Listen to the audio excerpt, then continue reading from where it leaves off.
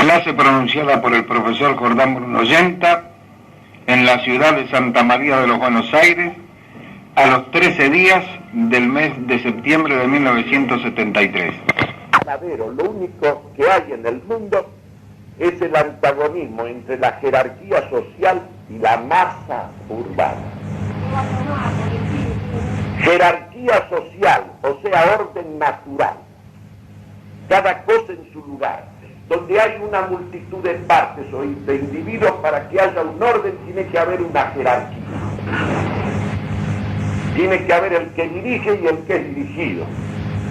Tiene que haber el que está en el lugar intermedio y el que está arriba y el que está abajo. Cada cosa en su lugar, cada persona en su sitio, en su función, en su responsabilidad, integrando un orden, o sea, una unidad. Entonces, cuando yo digo jerarquía social, quiero decir orden natural. Cuando yo digo masa urbana, quiero decir masificación, uniformidad, homogeneidad, indeterminación de la materia. Este es el gran problema que existe en el mundo. Y ese problema lo podemos expresar a través de la oposición más real, más verdadera, más precisa entre el orden cristiano y el orden socialista, en cualquiera de sus manifestaciones. El socialismo es antinatural y por lo tanto es anticristiano, porque el socialismo atenta contra la persona humana. Y todo lo social y político y la iglesia misma están para servir a la persona humana, al fin de la persona humana. Todas las instituciones sociales, lo mismo la familia, que la propiedad, que la empresa, que el municipio, que la escuela, que la universidad, que el Estado, que la iglesia de orden sobrenatural, son medios necesarios para el desenvolvimiento de la persona humana. De manera que toda estructura social que de alguna manera perturbe o distorsione u oprima el desenvolvimiento de la persona humana es contraria al orden natural, o como diría Stendhal, a la jerarquía social, o como decimos nosotros, al orden cristiano. Esto es un punto fundamental y hoy lo vamos a tratar en orden al problema universitario, tal como se está configurando a través de la política oficial, o sea, de la política peronista. No es una cosa que va a venir, es una cosa que está en marcha y que desde el 25 de mayo está en proceso acelerado de ejecución, un plan verdaderamente demoníaco y aniquilador, que es el planteo de una universidad de masas. Esa es la universidad que representa, que está ejecutando no solamente el interventor Puigros y todos sus decanos, sino todos los interventores y todos los delegados que actúan en este momento en la universidad oficial, todo a lo largo y a lo ancho del país. Para que se aprecie que estas no son apreciaciones así exageradas, yo quiero leerles, y eso que está aquí nada más que en una síntesis, las palabras que ha pronunciado el arzobispo de Rosario, Monseñor Volati.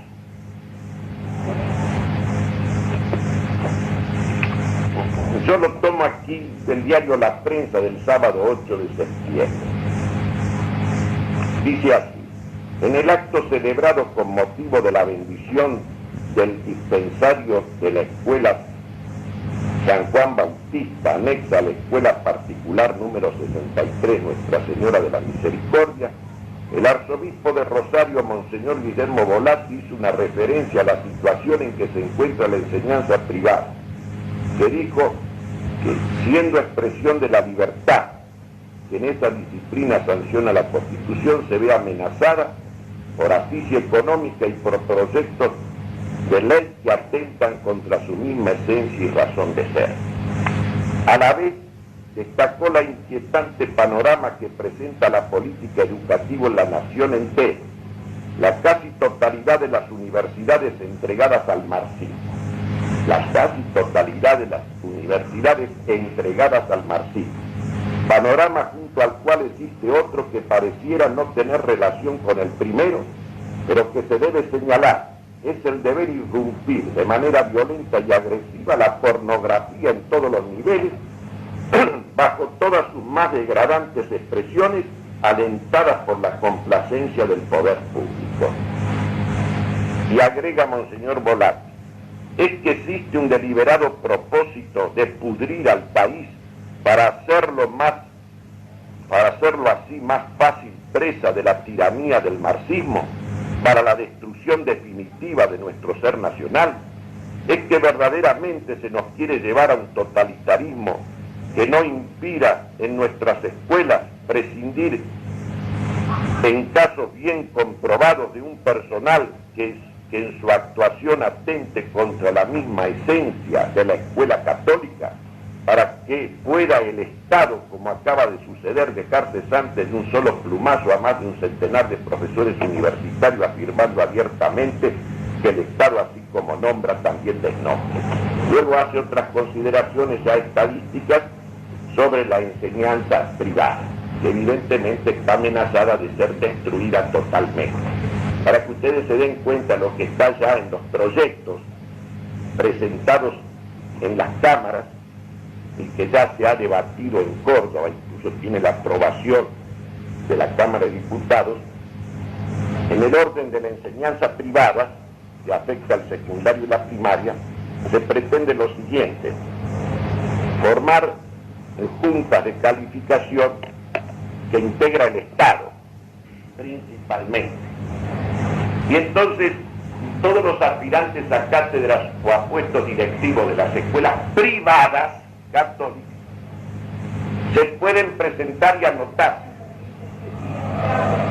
Y entonces se hace lo siguiente: los nombramientos son en base al puntaje, a los antecedentes, con lo cual puede ocurrir que un profesor ateo y marxista tenga más antecedentes, incluso más antecedentes realmente, que un profesor católico, y entonces sea nombrado profesor en una escuela católica, o vicedirector, o director.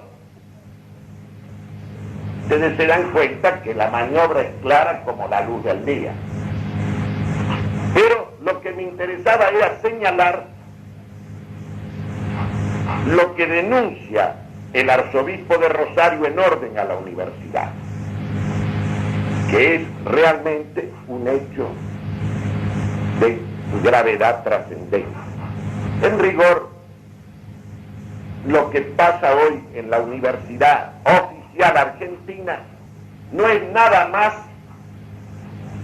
que la culminación de un proceso que empezó hace 55 años, en 1918, cuando se impuso oficialmente, durante la primera presidencia de Hipólito Yrigoyen, del gobierno popular de Hipólito Yrigoyen, la reforma universitaria, la llamada reforma universitaria del 18.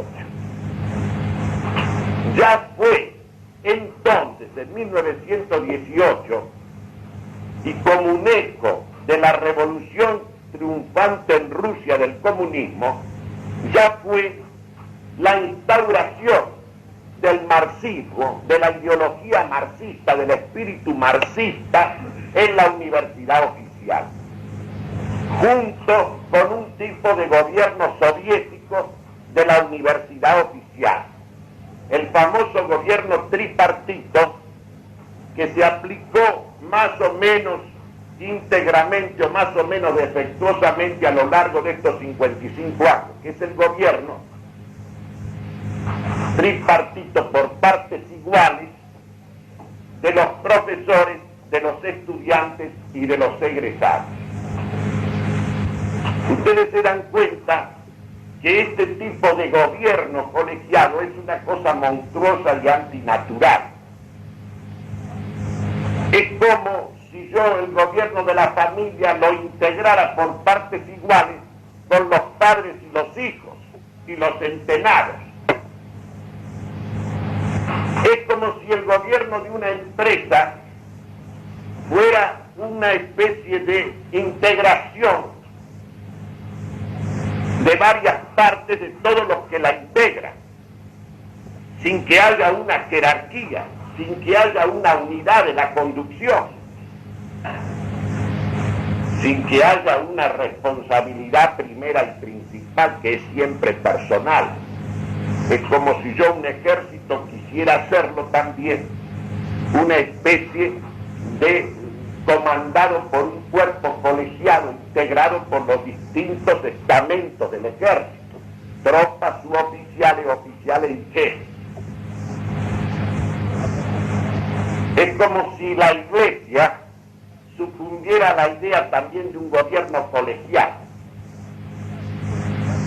Lo primero que hizo Cristo es poner una cabeza, alguien que decide y que tiene poder de decisión y de definición sobre todos los demás, precisamente para que la Iglesia constituyera un orden en el tiempo.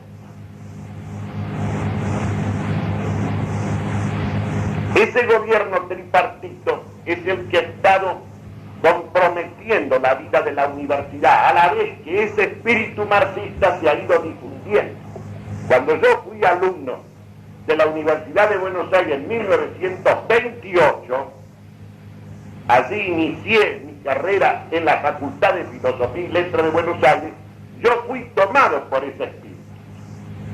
Y en la misma forma que pasa hoy, salíamos a la calle a gritar contra el clericalismo, contra el militarismo y contra el imperialismo yanqui. Los mismos gritos. Ahora ya se disimula un poco lo de anticlericalismo, lo de antimilitarismo no, está más agudo que nunca. Y el imperialismo yanqui. Y no nombraban, nadie nombraba a los banqueros internacionales, al poder internacional del dinero, a sus titulares, nadie los nombraba. Era la nación yanqui la opresora. Y ese odio a la nación yanqui lo hemos ido cultivando y se sigue cultivando en el día de hoy, como hace 40 y tantos años cuando yo empecé a estudiar en la Universidad de Buenos Aires. De manera que se trata del mismo espíritu y del mismo ordenamiento, solo que ahora está en este momento en su etapa final, porque se ha cumplido lo que soñaban los reformistas de aquella época del 18 y del 28, el día que nosotros, decían ellos, seamos la clase dirigente y gobernante de la América Latina, comenzará la verdadera revolución social. Y ese momento llegó cuando Castro, un reformista, llegó al poder, junto con el Che Guevara, otro estudiante reformista, egresado de nuestra Universidad de Córdoba. Se consumó aquí en parte cuando el universitario, el reformista Frondizi fue presidente de la República. Son distintos grados. Y se consumó en forma más definida en Chile cuando Allende llega al poder. Allende, lo cuenta él mismo en su diálogo con Debrey, cuando era estudiante de medicina, dice, nosotros nos reuníamos para leer y estudiar el marxismo-leninismo. Entonces el hecho real y concreto es que nosotros hemos llegado a la culminación del proceso marxista, comunista, en la universidad oficial. y hoy está ya en una etapa de realización acelerada de su última y definitiva etapa. Por eso hoy ya se propone en forma concreta la universidad de masas. Es decir, la universidad ha dejado de ser algo de la persona humana para convertirse en una universidad de masas, sobre pretexto de que eso es la Universidad Nacional y Popular, una universidad de masas. Yo tengo aquí un cuadernillo de la Facultad de Ciencias Económicas de Buenos Aires. En este cuadernillo está el programa y proyecto de la Cátedra de Historia Nacional y Popular, que en este momento 4.500 aspirantes, porque esto es el ingreso ahora a ciencias económicas, como a filosofía, como a derecho, no es estudiar ninguna materia que tenga que ver con las disciplinas futuras de la carrera, sino estudiar historia nacional o popular, historia de la lucha de clases argentina o la historia de la doctrina para el tercer mundo, que se ha creado oficialmente en la Facultad de Filosofía y Letras. Pero observen ustedes dónde está la táctica y el acelerador. Tomar a la multitud de aspirantes al ingreso de las distintas facultades y hacerles un lavado de cerebro acelerado. Y para que ustedes no crean que este es un problema de una apreciación que uno hace, leamos el texto oficial. Historia Nacional y Popular, lo que en este momento se está enseñando a 4.500 alumnos que aspiran al ingreso de Ciencias Económicas. Y lo mismo está ocurriendo con los miles y miles que ingresan a Derecho o que aspiran a ingresar a Filosofía y Letras. Tal vez menos en las carreras más técnicas y más aplicadas a las cosas y a los números, pero evidentemente en las carreras humanistas esto ya es lo oficial y lo único que se enseña. El propósito fundamental de esta materia, dice la publicación oficial, es el de actualizar nuestro presente y la realidad de la Argentina dependiente y del proceso de liberación nacional desde sus raíces históricas. No se trata de un simple curso de historia. La clave de esta materia es contar con un instrumento que nos permita reconocernos en la historia de nuestro pueblo y en la historia de la liberación nacional. Ello será logrado en la medida que asumamos que la historia real es la que producen las masas populares y que solo desde el punto de vista de los protagonistas del proceso de transformación social se puede fundar el conocimiento de la realidad. Es decir, las masas son protagonistas de la historia. La historia no es más historia donde juega un papel decisivo aquello que es el constitutivo esencial del hombre y subsistente que es la persona humana, sino que las masas, el anónimo, lo indeterminado, lo uniforme, eso es lo que protagoniza la historia. Y entonces los maestros están para recoger, digamos así, esa conciencia que emana de la acción de las masas en esa lucha, supuesta lucha por la liberación nacional.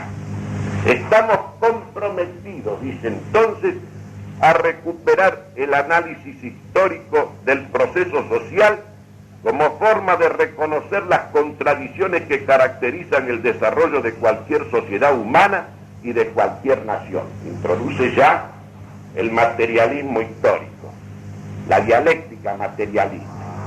La historia de toda sociedad es la historia de las contradicciones en que se desarrolla su proceso. Todo esto es parafraseo disimulado del manifiesto comunista. Después dice, lo que se hacía en la universidad dependiente, etcétera, etcétera, es lo contrario de lo que se debe hacer, ya que toda metodología, toda ciencia social en su más profundo significado tiene su origen en las prácticas colectivas y en los hechos sociales que permiten perfilar el proyecto de liberación. Entonces, la universidad debe recoger su conciencia, su toma de conciencia de la práctica social, organizativa y de la lucha de un pueblo. La posibilidad de desarrollo y sistematización del conocimiento depende entonces de que sepamos reconocer el origen metodológico de toda teoría y de todo proyecto de transformación social, la práctica político-social de las masas populares argentinas. Y entonces, todo el proceso consiste precisamente en estudiar qué cosa. El proceso histórico, el proceso social, económico, político argentino a través de este ascenso o de esta incorporación de las masas al papel protagónico de la historia. Respondiendo a aquella consigna de Lenin, héroes no, masas. Las masas hacen la historia. Y entonces ustedes ven que de dónde se hace venir aquello que es lo decisivo, lo definido, lo concreto, lo determinante en el proceso de la historia. Se hace venir de la cantidad, no de la calidad. Se hace venir de la masa, no de la persona. Se hace venir de lo indeterminado, no de lo distinto. No vale la pena seguir porque todo es una retórica como esta que acabamos de ver. Después, para que ustedes se den cuenta, la literatura, la bibliografía que se utiliza en esta historia nacional y popular, incluye, claro está, estos historiadores populistas, peronistas, del tipo de José María Rosa, de Ernesto Palacio. También lo sacan Adolfo Saldía, Raúl Scalabrini, Rodolfo Puigros, Juan José Hernández Arregui. Es decir, los ideólogos principales, estos dos últimos, del comunismo en la Argentina. De ese comunismo que cabalga a la sombra del peronismo. John William Cook, Franz Fanon, Leopoldo Marechal lo ponen por ahí, Eva Perón, Gafardo Duajo, Eduardo Astesano, compañero de Puigros en clase obrera, otro ideólogo del comunismo, el general Juan José Torres de Bolivia, el general Juan Velasco Alvarado del Perú, Mao Zedong, el general Yap, que es el famoso general comunista de la Indochina, Pablo Freire, García Lupo, que actualmente está a cargo de Eudeva,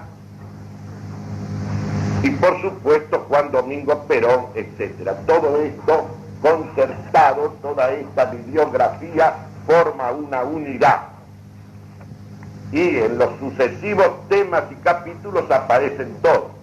Scalabrini, Rosa, Puigros, Perón, Eva Perón, Cuque, Esteban, Franco y Álvarez, García Lupo, Duejo, Hernández Arregui, el general Torres, el Velasco Alvarado, Galeano, autor de una obra que se llama Las venas abiertas de la América Latina, Yap, Mao, es decir, una literatura que basta solamente leerla para darse cuenta a dónde camina, hacia dónde camina.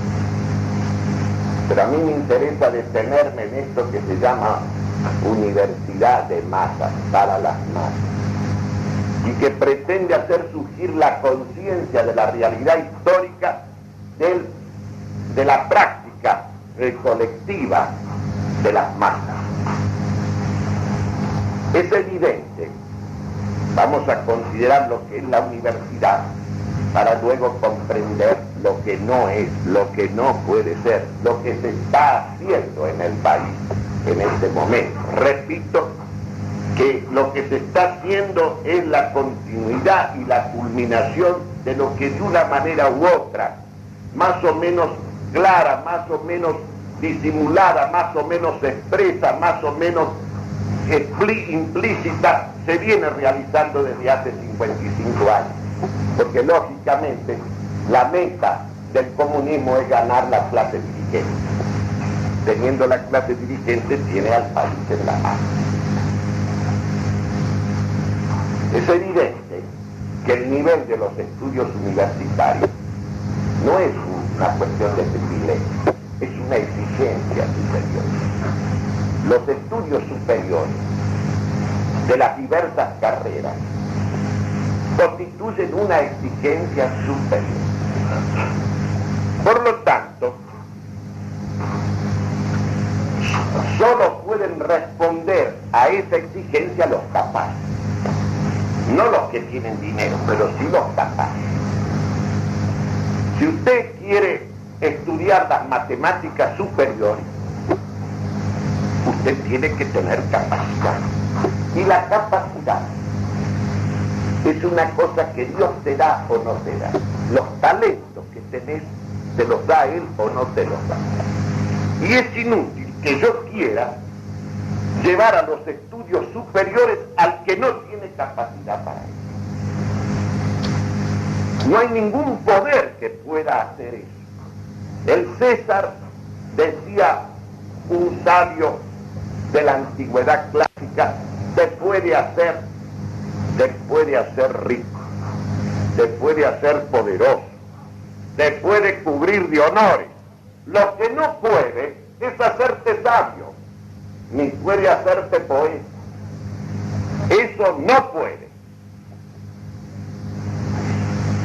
Todo el poder de la tierra no puede nada. Por eso la universidad, que es una exigencia superior, es selectiva. Y hasta podría usar la verdadera palabra aristocrática. No para una aristocracia del privilegio económico.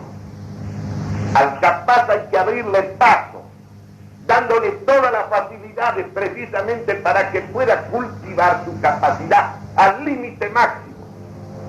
Esa es la verdadera universidad. Una universidad selectiva. Que no nos envuelvan con la idea de los privilegiados económicos, que entonces son los que pueden estudiar porque pueden pagar los estudios mientras que los pobres tienen que trabajar. Eso es una manera de ocultar el verdadero problema. La universidad es una exigencia superior a la cual deben acceder exclusivamente los capaces de seguir y de cumplir y de llenar esa exigencia. La universidad es de las personas, no es de las masas. Si hay algo contrario a la idea de masa, que repugna la idea de masa, es la universidad. La universidad es el lugar de la inteligencia y de la verdad, de la meditación esencial, de la investigación pura. Solamente pueden acceder propiamente a aquellos que sean realmente capaces. ¿Por qué? Porque tienen los talentos que Dios le ha dado y la disposición moral del esfuerzo para hacer fructificar esos talentos. La universidad es de las personas, por lo tanto es de lo distinto y de lo distinguido. Es una cosa clara como la luz del día. También la historia es el lugar de las personalidades, de los héroes, de los santos, de las grandes personalidades, que son los que realmente elevan el nivel de las multitudes y las hacen participar de la grandeza, precisamente porque son la grandeza ejemplar que ellas imitan. Por eso cuando aparecen los demagogos, los adulones, los serviles, al frente de los pueblos lo degradan. Lo degradan. Lo degradan al nivel más ínfimo, más subalterno, al nivel de la masa. Es elemental que ocurra eso. De respecto de la educación hay dos sentidos que hay que tener muy en cuenta. ¿Cuál es la verdadera educación nacional y popular? La educación común masiva que le sirve a todos lo mismo. Para que yo pueda hacer una universidad para todos, la universidad tiene que descender en la exigencia. ¿Al nivel de quiénes? De los menos capaces. Porque en la medida en que yo ponga la máxima exigencia, la selección es irrevocable, es irremediable. No todos tienen por qué ser doctor o ser profesionales de la universidad.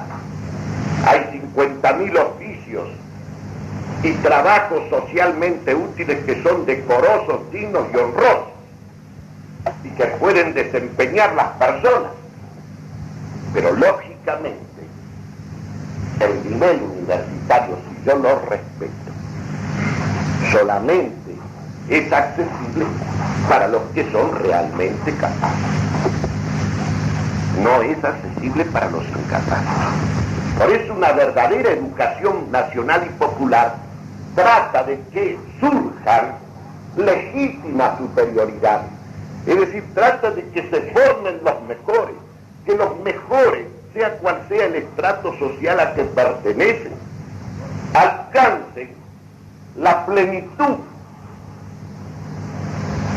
del desenvolvimiento de su capacidad, porque en la medida en que vayan surgiendo hombres verdaderamente doctos, investigadores verdaderamente serios, técnicos realmente superiores por su formación científica, en esa misma medida van a, digamos así, presentarse a las multitudes las legítimas, las reales, las auténticas superioridades cuya sola presencia irradia una fuerza de atracción y de elevación. Cuando usted está delante de los grandes, se siente movido a la admiración y a participar de esa grandeza. No todos podrán por sí mismos, pero sí movidos y levantados por el peso de los que realmente tienen peso. La universidad es de la calidad, no es de la cantidad.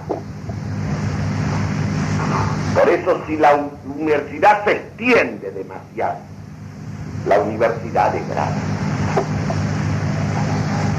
Queramos o no, la universidad es una cosa selectiva. En principio todos puedan aspirar a ella, sí, pero solamente podrán cursar en una verdadera universidad los que realmente sean capaces. Los otros no pueden. Este es un problema así. Entonces, ¿cuál es la verdadera educación popular? ¿La educación que se extiende a todos por igual? ¿O la educación que, sobre la base de lo que puede ser común a todos, se levanta como una exigencia en los estudios superiores para los realmente capaces, a fin de que cuenten las generaciones con verdaderas superioridades legítimas, con verdaderos señores de la inteligencia, con verdaderos sabios, con verdaderos investigadores? Es evidente que una educación verdaderamente popular y nacional en el buen sentido de la palabra reclama esa aristocracia como ejemplaridad que irradia su elevación, su superioridad sobre todo. que lo que el hombre en la historia es el lugar de los ejemplos, por eso no es el lugar de la masa, sino es el lugar de las personalidades egregias. Este es el hecho evidente, es el hecho real. Cuando una multitud se congrega ante un verdadero jefe, es elevada a aquellas virtudes que esplenden en él, y el hombre deja de ser masa para convertirse en persona, que participa por sí mismo en la medida que le es posible a él de la grandeza, sea de la sabiduría o sea de la virtud, lo cual es un hecho evidente. Hace muchos años, tratando este problema justamente en la clase inaugural de estos cursos que llevan 27 años en este mismo lugar,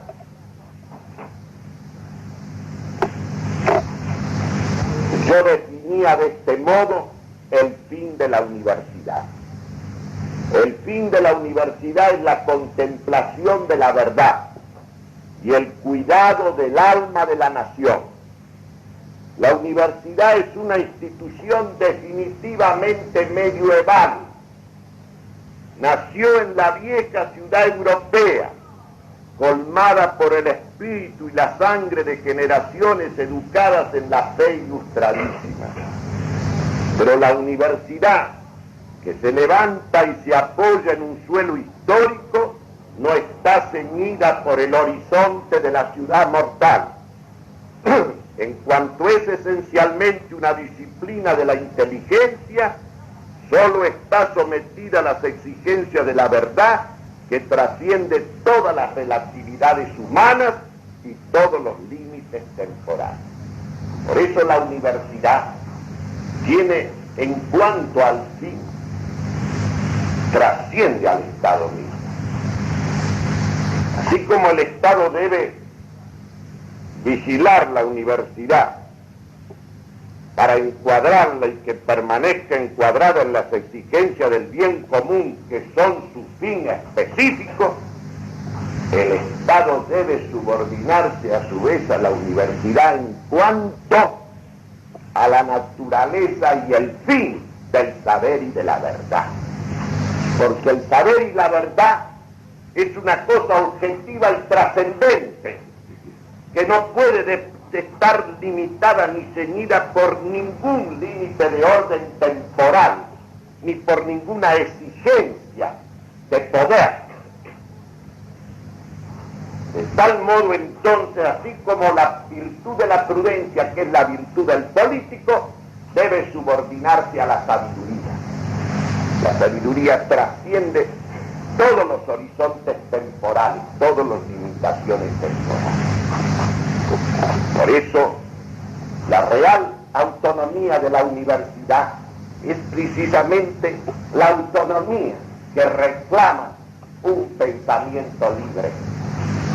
Un pensamiento libre no es un libre pensamiento, es un pensamiento que se disciplina, se cultiva y se enriquece en la verdad. La verdad es lo que es, y no depende sino de la inteligencia que se ilumina hasta alcanzar, porque lo que es, en definitiva, es lo que Dios ha creado. Y como dice esa breve poesía de Juan Ramón Jiménez, que es una verdadera poesía metafísica, dice: inteligencia, dime el nombre exacto de las cosas, que mi palabra sea la cosa misma recreada por mi alma nuevamente, que mi palabra sea la cosa misma recreada por mi alma nuevamente. En estos brevísimos versos se encierra toda la sabiduría, Juan Ramón. Las cosas antes de ser en ellas mismas, son palabras, son verbos, son logos, son razones en Dios, en la mente divina. Y luego, las cosas, tal como son en la realidad, vuelven a ser nombres en el alma que las entiende, porque Dios le ha dado al hombre el poder de la inteligencia, el poder análogo al suyo, análogo nada más, semejante nada más. Entonces, que mi palabra sea la cosa misma, recreada por mi alma nuevamente. Todo el universo del ser se hace universo de la verdad, en la inteligencia que lo congela. Ustedes se dan cuenta que en este ámbito trasciende todo lo que puede estar bajo control o limitación humana. Pero eso sí, cuando la inteligencia realmente se disciplina en el conocimiento y en la verdad objetiva. Cuando la inteligencia es verdaderamente libre y soberana, porque está en la verdad y vive de la verdad, e ilumina con la verdad precisamente toda la política, toda la vida de una nación. Por eso decía bien Hegel, así como se advierte cuando en un templo no está presente el Dios vivo, un templo sin el Dios vivo es un templo sin Dios sacramentado, sin la Eucaristía. Del mismo modo, se advierte cuando en un pueblo está ausente la metafísica, es decir, el espíritu que medita en la propia esencia y en el fin de lo que existe. Y ese espíritu, ¿dónde se debe cultivar? En la universidad. Ustedes se dan cuenta que eso trasciende todas las relatividades humanas. Tan solo las exigencias de la verdad son las que comprometen a la inteligencia. Esto es de la persona. Esto es lo más acabado, cumplido y excelso de la persona en el orden natural, en el orden humano. Esto solo se puede completar y perfeccionar con lo que la fe nos revela de Dios. No hay otra perfección, no hay otra elevación posible que esa. Así nació la universidad. Dentro de este espíritu nació en la Edad Media, nació en el siglo XIII. Y los reyes, los grandes reyes de entonces, consultaban a la universidad. Los grandes problemas eran a los doctos, a los que iban los príncipes, para que ellos esclarecieran, iluminaran y solucionaran esos problemas. Cuando el descubrimiento y la conquista de América, cuando se le planteó a los reyes de España el problema de si los indios eran o no criaturas racionales, verdaderos hombres, ¿a quién acudieron los reyes para que dictaminaran, para que establecieran lo que era la verdad? Acudieron a los grandes teólogos de las grandes universidades españolas, para que ellos dijeran su palabra. Esa palabra para ser acatada, porque era la palabra de la paz, divina y humana. Uno se da cuenta que las cosas son así, no pueden ser de otro modo. Además, y por esto mismo, la universidad es la institución corporativa de los profesores y de los estudiantes, que se diversifica y se jerarquiza según los grados del saber y de la verdad. Es también el orden jurídico autónomo que protege el reposo de la meditación esencial y de la investigación pura de todas las agitaciones sociales, políticas, etc. Y el gobierno de la universidad, ¿cómo tiene que ser? El gobierno de la universidad es naturalmente la autoridad de los que saben y enseñan sobre los que no saben y deben aprender para alcanzar a su vez la autoridad de la sabiduría y de la ciencia. ¿Cómo pueden discutir en términos de paridad tripartita, representación igual, los que saben con los que no saben? Y con los egresados que son en su mayoría, salvo los que se incorporan a la docencia universitaria, son personas que salen de la facultad y ya no tienen más nada que ver con ella. ¿Cómo van a tener paridad en la conducción de la universidad con los profesores y con los estudiantes? Ustedes se dan cuenta que los profesores quedan mediatizados por los 2/3 de estudiantes y de egresados. Y esto es una cosa monstruosa. Esto es atentatorio del orden natural. Porque el orden natural es que conduzca el que sabe, el que posee la autoridad del saber.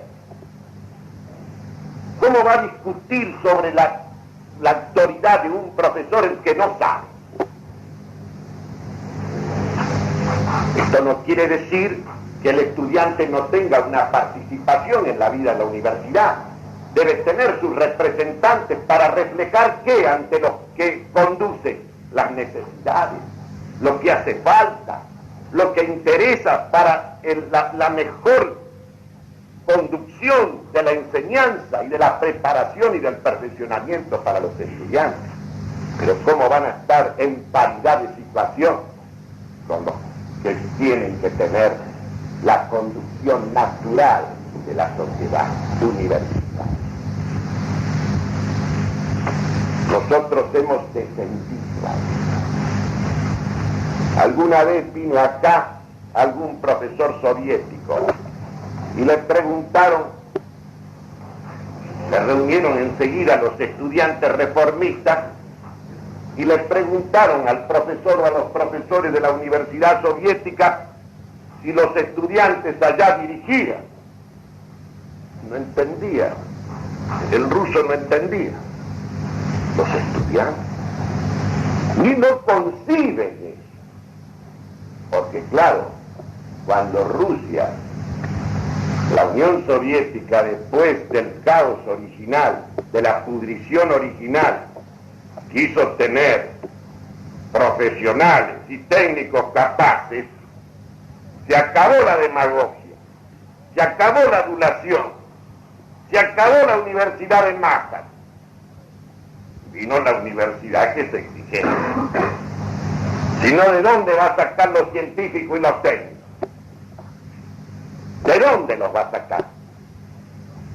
Podrá estar con su ideología que envenena la inteligencia superior, pero en aquellas cosas que tienen que ver con la materia y con el número, ahí son de la más extrema exigencia. Lo mismo pasó con la familia. Al principio decretaron la libertad sexual y resulta que en 2 o 3 años la Rusia se llenó de chiquilines y de gente de recién nacidos y otros que no tenían hogar, niños y adolescentes que irrumpían como verdaderas como verdaderos rebaños, aludes de barbarie por toda Rusia. Y entonces tuvieron que poner orden y empezar a dificultar el divorcio y a tratar de enderezar la familia, aunque más no fuera para tener gente sana y ordenada. Pero el comunismo de exportación es este de la Universidad de Masas. Hay que pudrir, en lo que decía Lenin, la putrefacción es el laboratorio de la vida. ¿Cómo se hace la vida? Pudriendo. Y entonces se dedican a pudrir. Y una manera de pudrir es precisamente esta, la Universidad de Masas. Ustedes fíjense bien, como siempre se trata del orden natural y cristiano frente al llamado orden socialista, masivo, uniforme, mecánico, automático, el hormiguero humano. Siempre se trata de lo mismo. En vez de la persona, que es lo distinto, la masa, que es lo indiferente. Que es lo indiferente. ¿Cómo surge la conciencia? De la agitación de las masas. Y entonces se va llenando de vulgaridad, de grosería, de violencia, de consignas, incluso inconscientes, se va llenando todo el ambiente. No hay otra cosa. Todo lo que es exigencia está eliminado. Todo lo que representa una elevación está suprimido.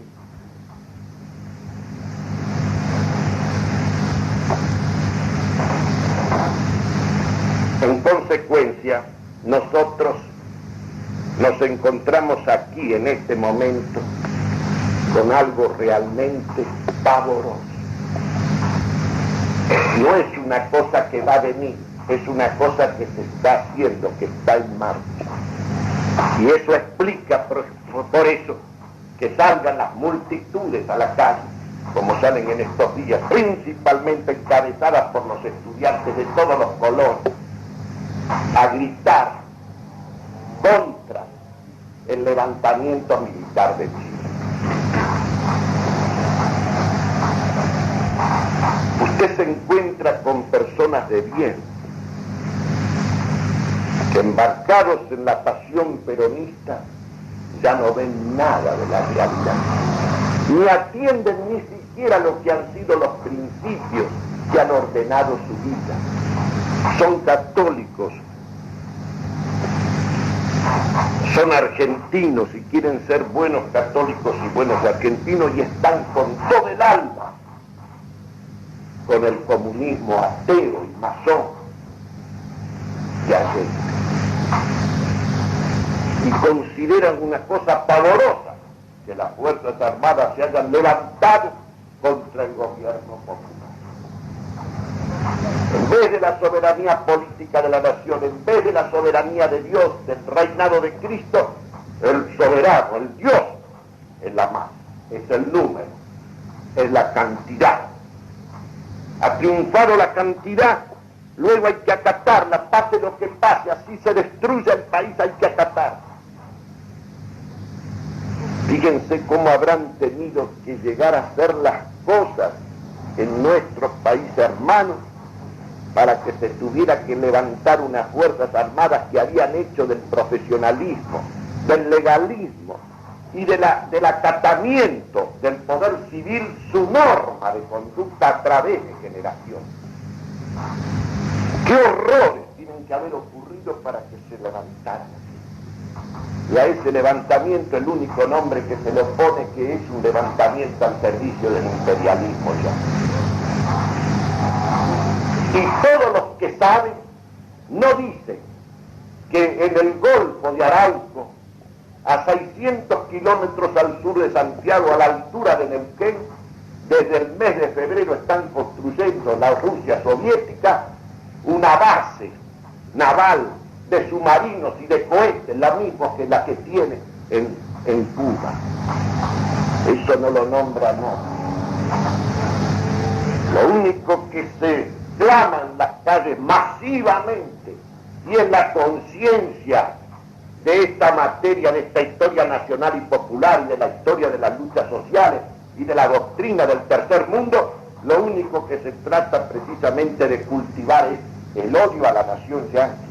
El odio a la nación yanqui. Ni una palabra sobre la banca internacional, sobre el poder internacional del dinero y sus titulares que explotan al mundo, ni una palabra sobre el comunismo. Todo el mal en la nación yanqui, el imperialismo yanqui. La Iglesia no habla del imperialismo yanqui, ni del imperialismo inglés, habla del imperialismo internacional del dinero. Son las palabras de Pío XI en 400º año. Son las palabras que retoma Juan XXIII en la primera parte de Mater Magistra. Son las palabras que vuelve a retomar Pablo VI en la Carta Apostólica del año 1971, cuando habla de los poderes multinacionales. Nadie nombra Nadie dice Rothschild, nadie dice Rockefeller, nadie dice Baruch. Se nombra una nación y toda la pasión se vuelca contra una nación, no contra un puñado de banqueros que casi todos son evidentemente judíos. No digo todos porque cristianos renegados también hay, pero eso no los nombra nadie. Entonces nosotros estamos frente a una tremenda pudrición. Se pudre la mente, se pudre el corazón, se lo llena de las pasiones más viciosas, más enfermas, se rebaja al hombre y se le muestra una ficción en el lugar de la realidad. Lo mismo pasa con todo el sistema de la convivencia.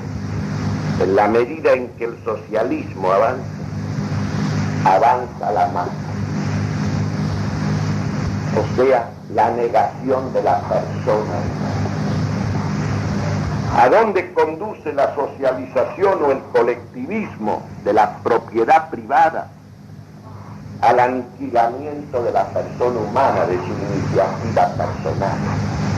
En un país pobre como Chile, pobrísimo de materias primas, que en realidad vive de una especie de monocultivo que es el cobre, única fuente de riqueza real que tiene.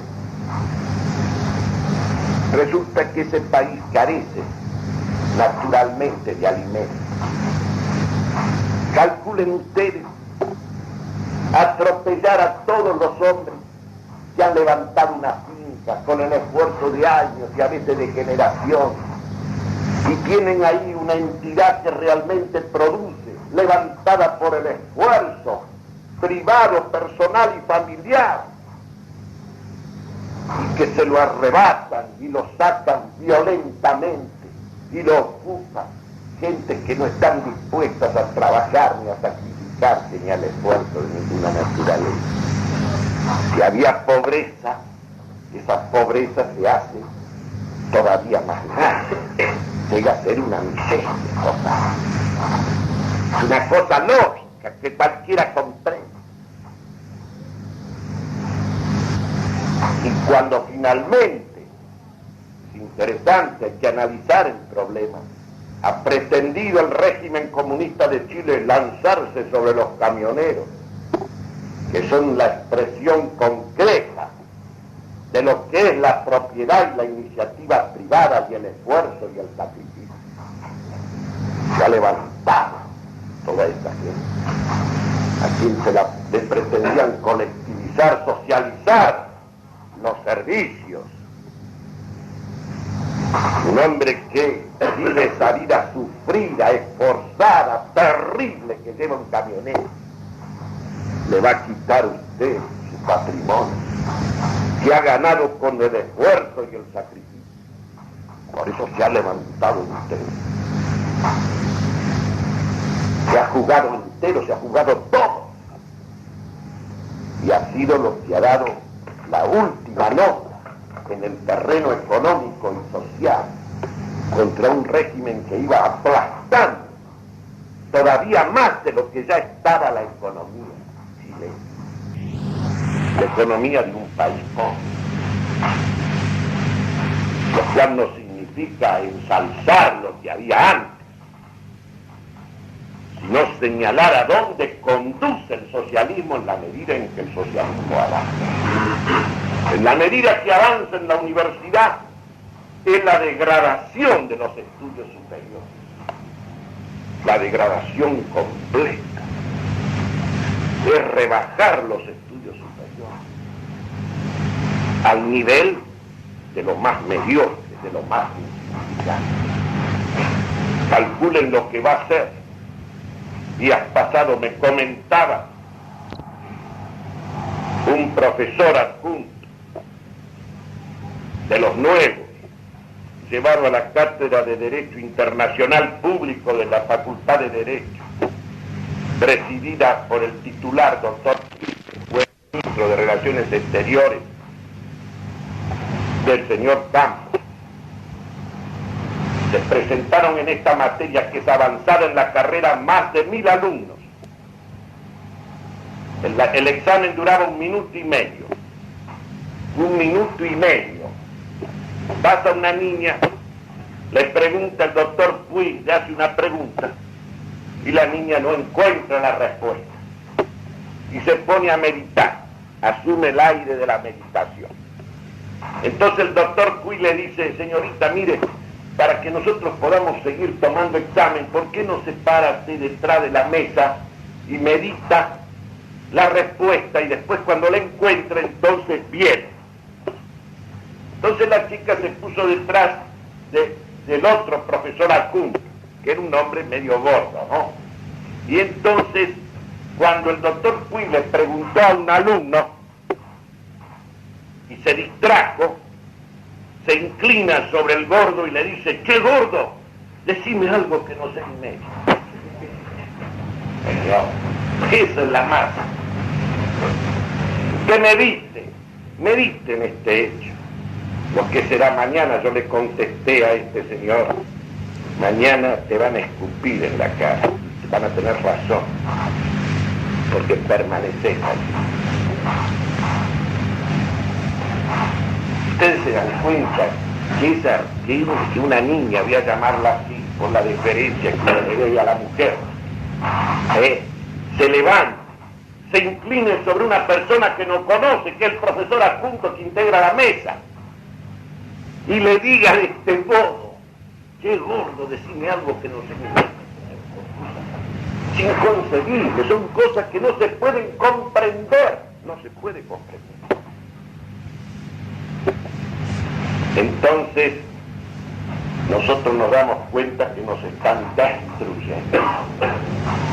Todo lo demás es fraseología, es folclore, es folclórico. Es lo mismo que este papel, esta desubicación de la Argentina, colocada entre las tribus de África, con la presidencia del Yugoslavia de Tito en Argelia. Cosas increíbles. Ustedes se dan cuenta que son cosas que no tienen sentido.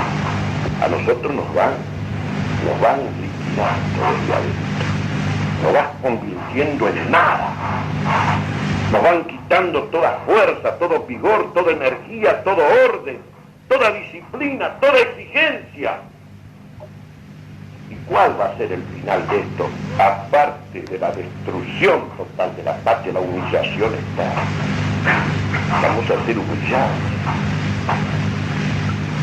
Y cuando tengamos que enfrentar, no vamos a tener ni fuerza intelectual, ni fuerza moral, ni fuerza física ninguna. Una cosa lógica, que marchamos hacia la luz. Esa es la realidad. Este no es un problema de si a mí me gusta Perón o no me gusta. Perón es eso, fue siempre eso.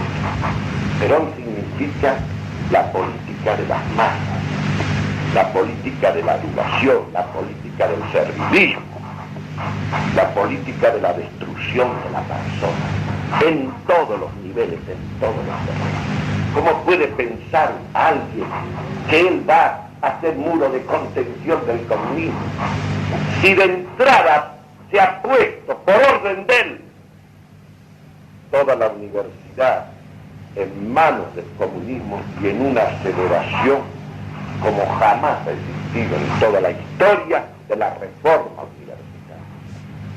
Y nosotros lo vemos en esas explosiones callejeras.